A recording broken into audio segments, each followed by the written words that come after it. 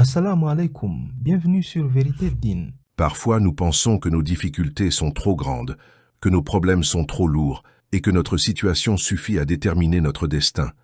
Mais aujourd'hui, je veux te montrer un homme qui brise complètement cette illusion. Un homme dont la vie prouve que rien n'est plus fort que la volonté et la confiance en Allah. Regardez cet homme. Il vit chaque jour avec une épreuve que beaucoup d'entre nous ne pourraient même pas imaginer. Il n'a pas de main. Pourtant, au lieu de se laisser écraser par cette réalité, il se lève, il sort et il travaille. Dans la rue, sous le soleil, sous la pluie, il grille de la viande, sert les clients et gagne sa vie avec dignité. Il aurait pu choisir de se replier sur lui-même, de se plaindre, de se dire que la vie lui a pris trop de choses. Mais non, il a choisi la voie de la responsabilité. Il a choisi l'effort plutôt que la dépendance, l'action plutôt que l'apitoiement. Cet homme n'est pas défini par son handicap, il est défini par son courage.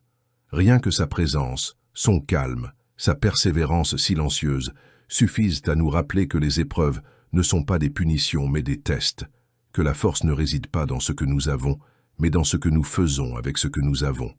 Et maintenant, tournons-nous vers nous-mêmes. Nous qui avons 2 mains, 2 pieds, la capacité de marcher, de bouger, de travailler, de penser. Que faisons-nous avec ces bénédictions? Dans le Coran, Allah nous rappelle une vérité puissante. En vérité, l'homme n'obtient que le fruit de ses efforts. Combien d'excuses créons-nous pour justifier notre paresse, nos retards, nos abandons?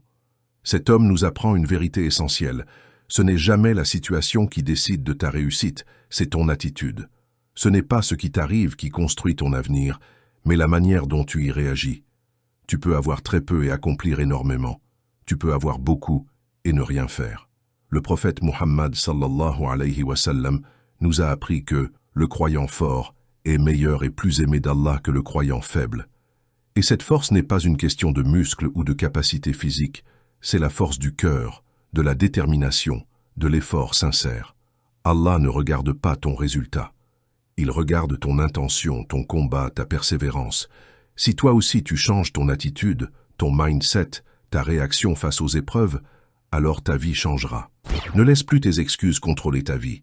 Ne laisse plus la paresse décider de ton avenir. Regarde cet homme. Avec moins que toi, il fait plus que beaucoup. Toi aussi tu peux avancer, tu peux créer, tu peux réussir. Allah nous a promis en disant « En vérité, Allah ne change pas la condition des gens, à moins qu'ils ne prennent eux-mêmes la décision de changer. » Alors, change ton regard et Allah changera ta vie. Change tes habitudes et Allah ouvrira les portes. Change ton état intérieur et l'extérieur se transformera.